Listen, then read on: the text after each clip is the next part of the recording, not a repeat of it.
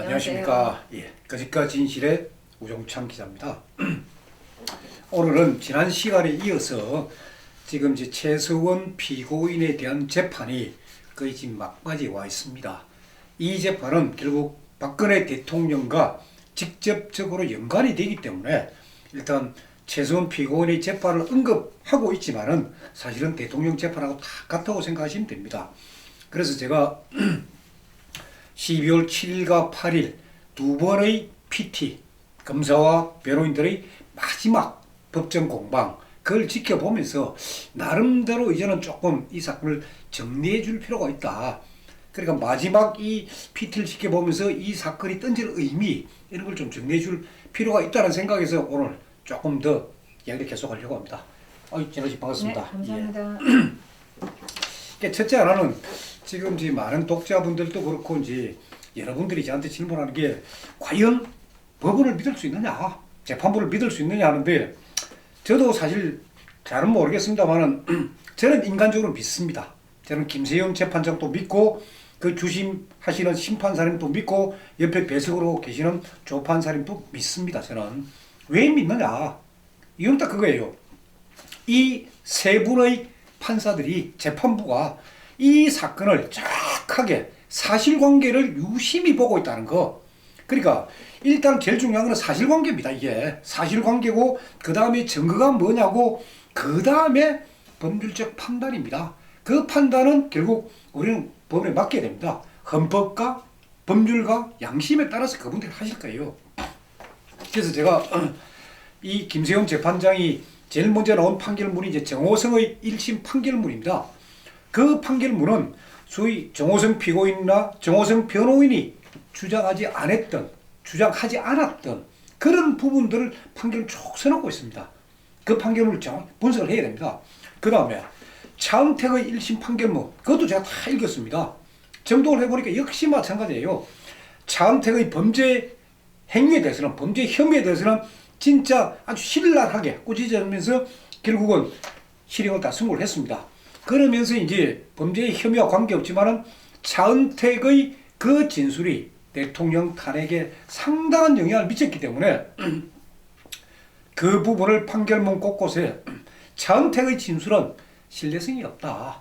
그런 부분들을 그 판결문에 많이 써놓으셨습니다.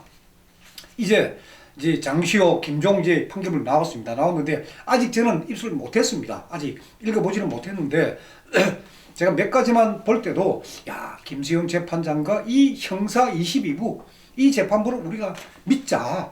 아니 대한민국 국민들이 법원마저 못 믿으면 누굴 믿겠습니까? 상황이 상황이라 저희는 너무 걱정스럽고요. 장시호 같은 경우에는 구형보다 1년이 더 추가된 것이 어떤 의미인지 정말 궁금해요. 그래서 장시호 1심 판결문에 제가 이제 아직 보진 않았지만 다만 신문기사에 이런 표현이 있습니다. 저도 솔직히 신문기사 제가 안 믿습니다. 아직 제가 판결문 보기 전에는 믿지는 않는데 그 신문기사에 아주 재미난 표현이 있어요. 제가 그 부분을 한번 읽어드리겠습니다. 재판부가 판결문에서 이제 장시호 피고인에 대해 가지고 장시호 피고인은 최순실 씨의 조카로 최 씨의 영향력과 박근혜 대통령의 관계를 누구보다 잘 알고 있었다. 장시호는 이런 점을 이용하여 영재센터를 실질적으로 운영하면서 후원금을 받았고 그중 3억 원을 업무상 횡령했다. 라고 이제 판시했다. 이게 이제 기사 보도 내용입니다. 이제 아직 판결문이 아니고. 그러면서 이어지는 기사가 이거예요. 장시호 피고인은 스스로가 인정하듯이 영재센터에서 최순실에게 돈이 나간 건 없다. 그리고 장시호도 인정하고 있다 이거죠. 최순실에게 돈이 간 건 없다. 그렇다면은 장기적으로는 영재센터가 최순실의 사익 추구를 위해 설립된 것이라 해도 적어도 범행 즈음에서는 가장 이득을 본 사람이 장시호다 하면서 소위 징역 2년 6월 실형을 선고를 했습니다. 자, 저도 이 기사를 보면서 좀 어리둥절했는데 그 재판에 들어가면서 제가 이제 이 의미를 알았습니다. 그 의미가 뭐냐? 자, 요 표현이에요. 이 영재센터가 장기적으로는 최순실의 사익 추구를 위해서 설립되었다 하는 게 검찰 주장입니다. 이게 검찰이 재판부에다가 자 이거는 최수원 피고인이 직접적으로 뇌물을 받은 건 아니지만 그래도 장기적으로 뇌물을 받기 위해 가지고 그래서 영재센터를 만들었다 하는 이 검찰 주장을 재판부가 탁 반박하는 거예요.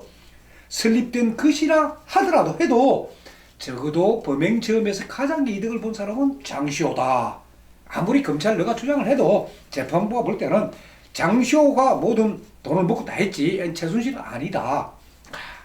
그래서 참 김세훈 재판장과 그 참 재판부가 참 기록을 꼼꼼히 보고 있구나.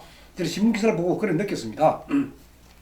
그래서 이 이야기가 12월 7일 날 그 PT에서 이 이야기 나왔습니다. 검사들이 이 이야기를 주장합니다. 아, 장기적으로는 최순실의 사익축을 위해서 설립됐다. 그러니까 바로 이경재 변호사 반박을 하죠. 아니, 뇌물이라는 거는 현재 이익을 보고 판단해야지 왜 장기적인 뇌물 구조가 어디 있느냐. 뇌물에 단기적 뇌물 구조가 있고 장기적 뇌물 구조가 있고 그건 말이 안 되지 않느냐. 그러니까 또 최서원 피고인이 판사님 저도 할 말이 있습니다. 하고는 마이크를 한번 잡습니다. 탁 잡고는 이런 이야기를 합니다. 제가 검찰 조사를 받을 때 그리고 영재센터 관련된 조사를 받을 때 제 언니 최순덕이가 소위 검찰에 왔다. 와가지고 무릎을 꿇고 내한테 빌더라. 야 순실아 네가 영재센터 설립과 운영은 최순실 네가 있다고 해라. 그러면은 장시호는 살아남는다. 그것만 해주면은 내가 네 딸 정유라, 네 그 손자 그 유주 그 둘이 내 평생을 내가 보살필게. 그 이야기를 검찰 앞에서 검사가 보는 앞에서 장시호 어머니 최순덕이가 무릎 꿇고 이야기한 적도 있습니다. 그러니까 그 이야기는 뭐냐? 영재센터 설립이든 운영이든 거기에 최순실은 관여 안 한 거예요. 장시호 자기가 다 해놓고 또 돈도 횡령하고 국고 보조금도 다 소위 말해가지고 다른 목적으로 쓰고 그래놓고 그래서 정유라는 나이도 많지 않은데 참 생각하는 거 행동하는 게 좀 정유라고 우리 장시호 장시호는 79년생입니다. 79년생인데 그러니까 이런 부분들을 재판부가 검사들이 특검 파견 검사들이 아무리 주장을 해도 아 그거는 못 믿겠다. 그러면서 검사 주장도 서주면서도 실질적인 범죄 이익을 가진 사람은 바로 장시호다. 그러니까 늘 처벌한다. 아, 그 제가 볼 때 진짜 재판부가 잘하고 있구나 하는 걸 느꼈습니다. 그리고 또 하나, 자 삼성전자 같은 경우에 미르와 K스포츠 재단에 이제 예를 들어 미르 재단, K스포츠 재단에 출연금을 낸 기업들이 많습니다. 상당히 많은데 나머지 기업들은 싹 빠집니다. 삼성전자하고 이재용 부회장만 넣는 겁니다. 그만 뇌물 넣는 거예요. 아니 그러면은 다른 SK나 롯데나 이런 걸 왜 KT나 이런 거 뭐 안 넣고 말이지 왜 삼성만 넣느냐? 이 부분에 대해서 이제 검찰이 설명을 하는데 어우 제가 도저히 알아듣지도 못하고 납득도 안 되고 그러니까 판사님도 그냥 아유 예 대충 알았습니다 라고 이야기합니다. 그러니까 검찰의 논리가 사실관계 그 다음 증거 아닙니까? 재판에서 증거가 지금 안 나오는 거예요. 그래서 이 시점에서 제가 지난번 시간에 한 말씀 드렸지만은 이 윤석열 이 특검 파견 검사 수사팀장 부분을 조금 말씀을 드리겠습니다. 그래서 그때는 제가 말씀 제일 못 드렸지만은 그때 이제 정호영 특검이 2008년도에 BBK를 조사하고 다스 조사하고 할 때 소위 120억 그 부분 발견했습니다. 이게 이명박 대통령의 돈이다 하는 부분 발견했는데도 관계가 없다라고 발표를 합니다. 그리고 또 그 수사 무렵에 소위 이 특검 수사검사들이 다스에 가가 조사를 하는데 조사는 안 하고 커피만 얻어먹고 갔다라는 보도도 있습니다.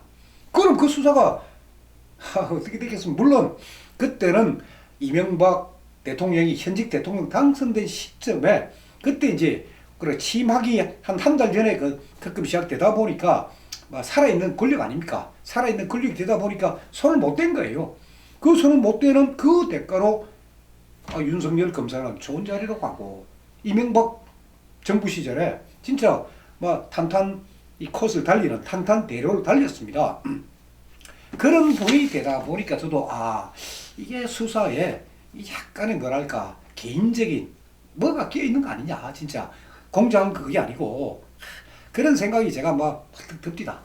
그러면서 이 방송을 하다 보니까 사실 제 뭐 독자들이 많지는 않습니다. 많지는 않은데 상당히 제보가 많이 들어옵니다. 제보가 많이 들어오기 때문에 저도 그 제보를 듣고 제가 확인을 다 합니다.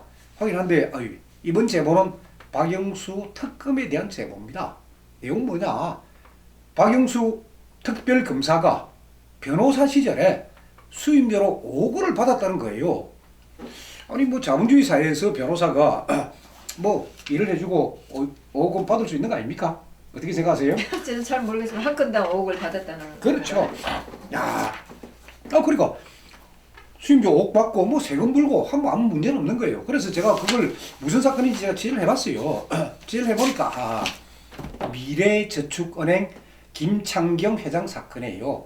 2012년에 이게 발생한 사건입니다. 그러니까 미래저축은행을 설립하고 그 회장이었던 김창경이라는 분이 결국 이 미래저축은행을 소위 말해가 회사 돈도 빼먹고 그러다 그게 이제 들통이 나니까 중국으로 밀항하려 하다가 체포된 사건입니다. 상당히 큰 사건입니다. 많은 국민들이 알고 있는 그런 사건이고 또 김창경 회장 자체가 상당히 재미있는 분이었어요. 그러니까 서울대학도 안 나오면서도 서울대학 나왔다고 신분도 소위 그 위조를 하고 그러면서 이제 명문가의 이제 장가를 들었다 하는 그런 것들이 참 화제가 돼가지고 많은 국민들은 아마 이 사건을 기억을 할 겁니다. 근데 그 사건에서 이 김창경 미래저축은행장을 변론한 사람이 소위 박영수 특검과 양재식 변호사인데 이 양재식 변호사는 박영수 특검하고 네. 이 같이 다니는 실과 바를입니다. 바늘과 실이에요. 그러니까 이 박영수 특검과 양재식 특검보 이 두 분이 이 사건을 맡아가지고 저희가 엄청 정말 기억을 하고 있는 그런. 그러니까 5억 원을 받았는데 그리고 5억 원을 받아도 그리고 법적으로 세금도 안 하고 하면 문제가 없어가지고 그래서 저도 이걸 확인이 되는 순간에 제가 전화를 했습니다. 박영수 특검 쪽으로 연락을 했습니다. 연락을 해가 자 이런 제가 연락을 받았다 제보를 받았다 사실이냐 그리고 그거를 소위 변호사 서울지방 변호사에 정식으로 수입 신고를 했느냐 그리고 세금 냈느냐 하는 제 질문지를 던졌습니다. 던지니까 답변이 왔습니다. 답변 받았고 신고했고 그리고 세금도 냈다. 그럼 세금 냈다는데 어쩌겠습니까? 그러니까 이거는 불법은 아닙니다. 불법은 아닌데 제가 이제 이 독자 제보도 그렇고 제가 거론하고 싶은 이야기는 뭐냐 미래저축은행 때문에 참 피해를 본 분들이 상당히 있습니다. 그 예금주들 결국 회사 부도가 났으니까 그래 부도가 나니까 결국 정부를 대신해서 예금보험공사에서 1인당 5천만 원까지 우리가 보존을 해줍니다. 그러니까 아무리 많은 예금을 하더라도 막 5천만 원만 인정을 해주니까 그럼 5천만 원 외에는 참 재산 피해를 본 사람 많을 거예요. 그러면은 자 김창경 회장의 개인 재산 전부 다 몰수하고 어쨌거나 손을 줄여야 될 거 아닙니까? 정부가 일단 그 예금주들한테 5천만 원 대신을 줬지만은 정부가 이제 소위 김창경 회장으로부터 모든 재산 압류해가 정부가 이 대신 준 거 정부에서 다시 갖고 와야 될 거 아닙니까? 그러면 그 과정에서 변호사 수임료도 사실은 예금보험공사가 문제를 삼습니다. 그러니까 이 변호사 수임료가 너무 과다하다. 그리고 5억은 너무 많다. 그래서 한 2억 정도 인정하고 남은 3억은 줘라. 그래서 피해자한테 이거 우리가 돌려주겠다. 이렇게 해야 정상인데 예금보험공사 그걸 안 한 거예요. 또 박영수 특검도 뭐 받았으니까 끝이다 이거예요. 그건 아니죠. 그 선량한 피해자들 그런 사람들 생각해야죠. 그래서 독자들이 저한테 제보를 한 이유도 바로 그거예요. 그러니까 보면 스스로 돈은 내놓을 것 같지는 않고요. 네. 그 시민단체 있잖아요. 고소 네. 잘하는 거기서 당연히 고소해야 되는 거 아니에요? 돈 돌려달라고? 그 그렇죠. 불쌍한 서민들을 도와줘야죠. 지금 그러니까 지금 누구든지 할 수 있어요. 2012년도 있었던 사건이고 이건 누구든지 이건 할 수 있는 그런 사건이에요. 그러면서 또 이제 이 재판에서 결국 최종 피고인에 대한 이 마지막 이 뇌물 부분부터 해가지고 이 관련된 이 사건에 대한 재판하는 과정에서 하나 참 저도 놀라운 사실도 하나 알았습니다. 결국 뭐냐 대통령과 최순실 이 두 분이 이제 40년 그 관계라는데 과연 이 40년 관계가 어떻게 되느냐 그러니까 이제 뭐 최태민 목사 그래서 그것을 뭐 대통령이 좀 안다. 그 정도는 우리가 알고 있습니다. 알고 있는데 그 이후에 참 어떻게 대통령께서 이 최순실이라는 이 여자를 믿게 되었느냐. 거기에는 뭔가 사연이 있을 거 아닙니까? 뭔가. 그게 이제 최순 피고인이 그 법정에서 그 이야기를 했습니다. 자, 박근혜 대통령은 1979년 10월 26일 날 박정희 대통령께서 소위 김재규의 그 총탄에 서거하셨습니다. 그때부터 소위 말해가 외톨이가 됩니다. 외톨이 되고 다시 정치인으로 데뷔하는 시점이 1998년입니다. 그럼 79년부터 1998년까지 그 18년을 우리가 이른바 이야기하는 잃어버린 18년이라고 이야기합니다. 박근혜 대통령의 잃어버린 18년. 그래서 박근혜 대통령께서 쓴 그 책 같은 데 보면은 12.6 나고 자기 50 시절에 자기가 조선 호텔에 그때 약속이 있어 갔는데 엘리베이터를 탔었다. 그때 엘리베이터 속에서 참 우리 아버지 박정희 대통령 시절에 뭐 장관 하신 분들 뭐 부총리 하신 분들 이런 분들이 있는데 아무도 인사를 하지 않더라. 시선을 돌리더라 이거예요. 그걸 내가 느낀 사람이다. 그러니까 정권이 바뀌니까 소위 시선도 안 주고 외면하더라.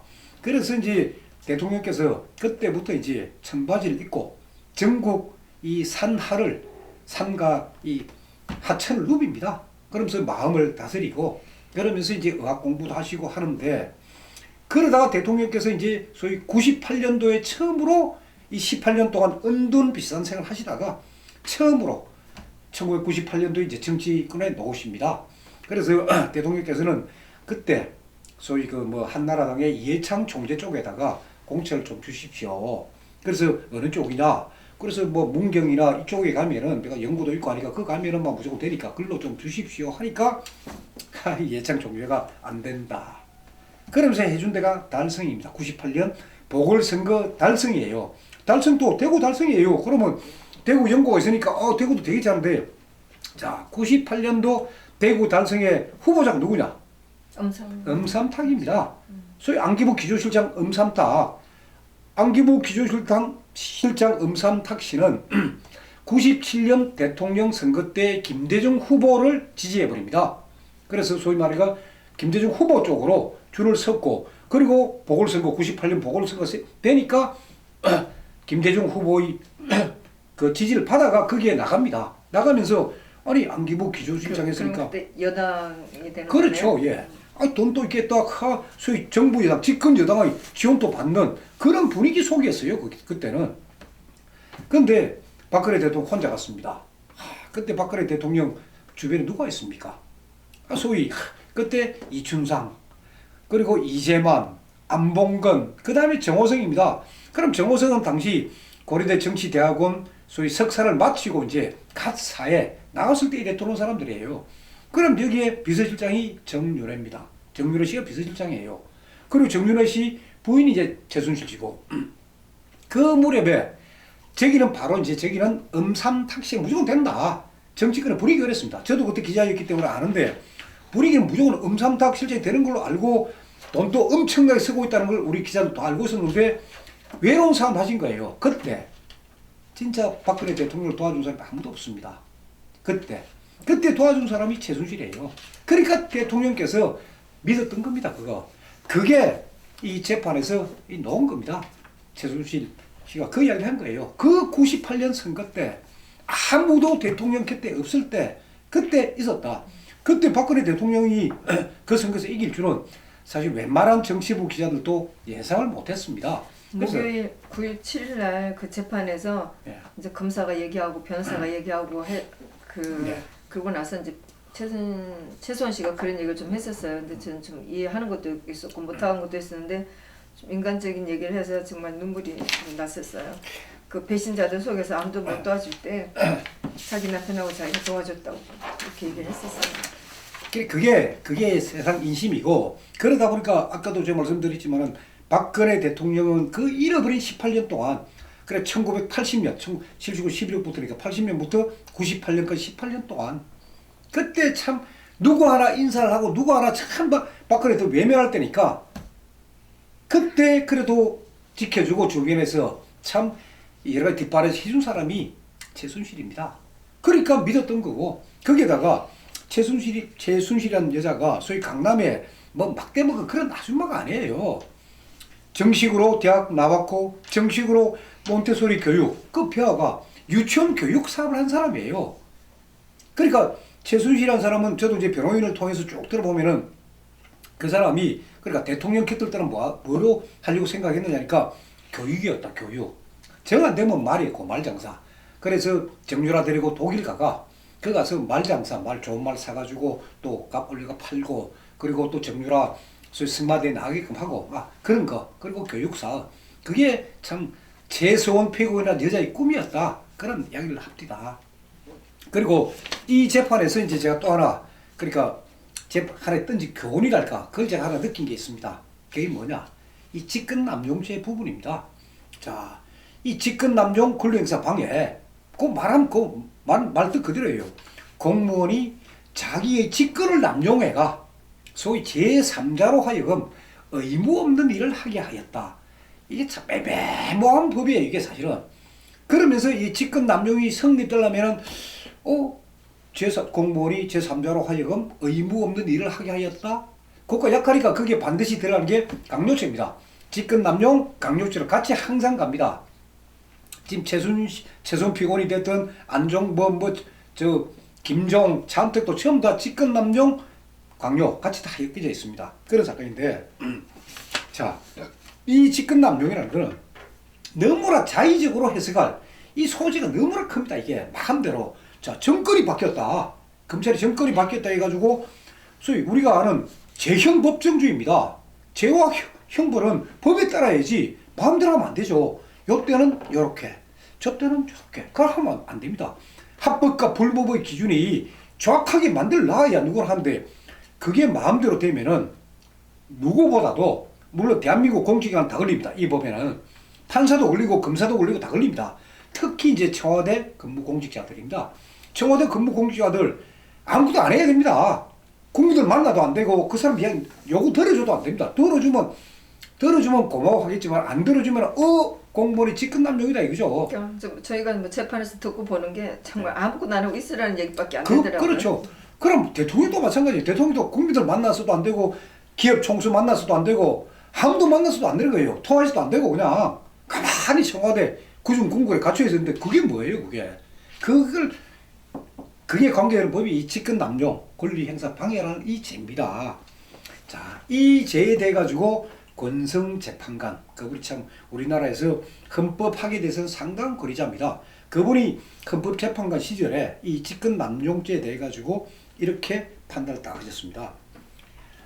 직권남용죄가 이게 정권 교체의 경우에 정권이 바뀔 경우에 전임 정부에서 활동한 고위공직자들을 처벌할 그런데 이용할 아주 위험성이 있다.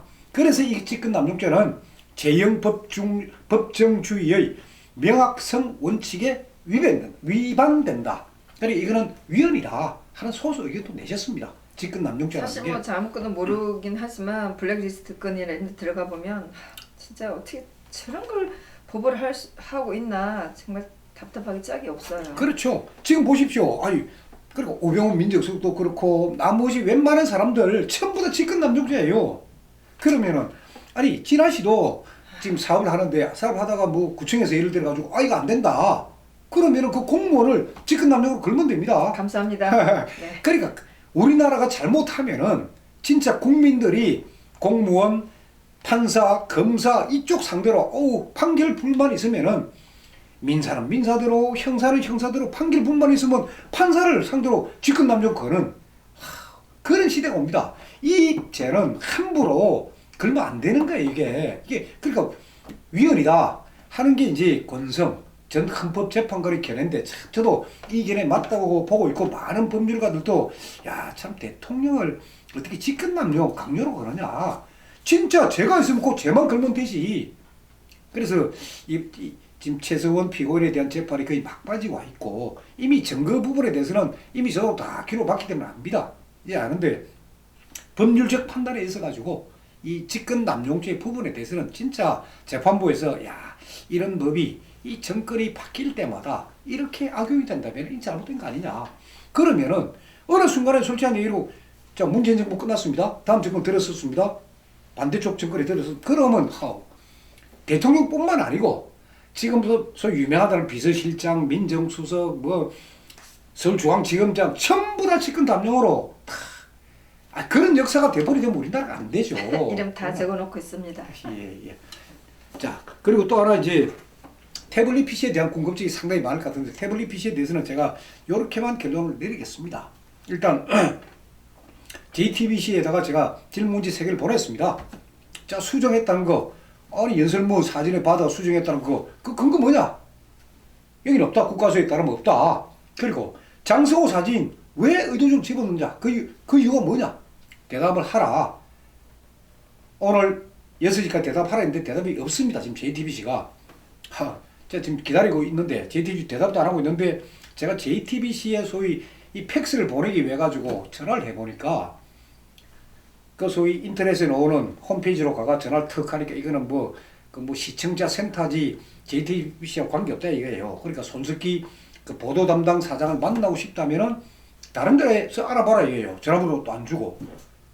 그래가 중앙일보 교환을 통해 가지고 이제 JTBC 소위 손석희 보도 담당 사장 비서실로 연결하니까 그 한수 이야기 비서가 자리를 비워서 통화가 안 됩니다. 그래서 제가 그러면 보도국에 아무 기자나 좀 바꿔달라. 그러니까 한 기자가 받았어요. 그래서 제가 신분을 밝히고 이걸 팩스로 보내려니까 팩스 번호 좀 주십시오. 팩스 번호 못 줍니다 해요. 아니 언론사는 독자의 제보를 받아야 되는데 왜 팩스 번호 안 줍니까? 그러니까 우리 팩스 번호 공개 안 합니다. 그래서 제가 그러면 내가 지금 통화한 사람 이름 알아야 될 거 아니냐. 통화한 분 이름 좀 알려달라. 저는 우종창입니다. 핸드폰 번호 다 알려주지 않았습니까? 이름 알 필요 없습니다. JTBC는 아주 뭐 검찰하고 똑같은가요? 그러니까 언론사가 왜 광화문에 있습니까? 모든 국민들이 쉽게 접근해가 많은 정보를 갖다 달라고 오는 데인데 JTBC는 제 전화번호 보고는 참 뭐가 겁이 나가 꽁꽁꽁 숨겨 있는지 일단 그런 걸 느꼈고 그리고 지금 이제 전문가들이 붙어가지고 대충 한 80% 이제 결론을 한 상태에서 말씀드리면은 JTBC가 조작을 했습니다. 그 증거들을 지금 이미 한 3개 찾아냈습니다. 제가 그거 보고 놀랐습니다. 제 눈앞에 다 해주더라고요. 제가 쭉 봤습니다. 이렇게 조작을 했다. 이왕이면 좀 말끔하게 하면은 우리가 못 찾을 건데 증거를 곳곳에 흘려놨다 JTBC가. 그러니까 태블릿 PC는 조작한 게 맞습니다. 그래서 나중에 그런 일목요연하게 다 정리가 제가 얘기를 하고 그럼 핵심 뭐냐? 누가 했느냐 이거예요. 누가 조작을 했느냐? 이걸 밝혀야 됩니다. 이제 조작이란 건 이미 다 드러난 거고 누가? 그래서 이경재 변호사께서는 이미 그 소위 국가수 분석서 A4 용지로 2만 페이지입니다. 2만 페이지. 그걸 재판부에 제출했습니다. 판사님이 보십시오. 제가 한번 재판장에서 들은 것 같아요. 김세현 변호사가 놀란 것 같더라고요. 그러니까 재판부도 깜짝 놀래고 저도 그거 들고 가는 걸 봤습니다. 보니까 이런 A4 한 3박스가 막 가는데 그러니까 이제 실체를 다 보여주겠다 이거예요. 이제 조금씩 실체가 드러나고 있습니다. 이제 남은 거는 재판부에서 이제 사실관계, 저는 다른 용어는 없습니다. 사실관계만 봐달라. 그러면 이 사건은 다 드러납니다. 그 다음에 법률적, 법리적 판단은 그건 재판부 고유의 권한입니다. 거기서 해주십시오. 그런 심정입니다. 사실적 판단이 더 일찍 드러났어야 되는데 재판이 끝날 때쯤에 이런 게 드러나니까 너무나 아쉽다는 생각이 들어요. 선동은 소위 말해 국민들을 쉽게 아주 빨리 국민들을 속이는데 진실은 시간이 걸립니다. 참아야죠. 어쩌겠습니까? 천천히 우리 진실을 밝히는 쪽으로. 대통령이 말씀하신 대로 시간이 걸리지만 진실은 드러난다고 하신 대로 진실이 곧 드러나겠죠. 그리고 어쨌거나 진실이 드러날 때까지는 이진아 씨께서 이 방송에 좀 도와주시길 바랍니다. 감사합니다. 오늘도 감사합니다. 감사합니다.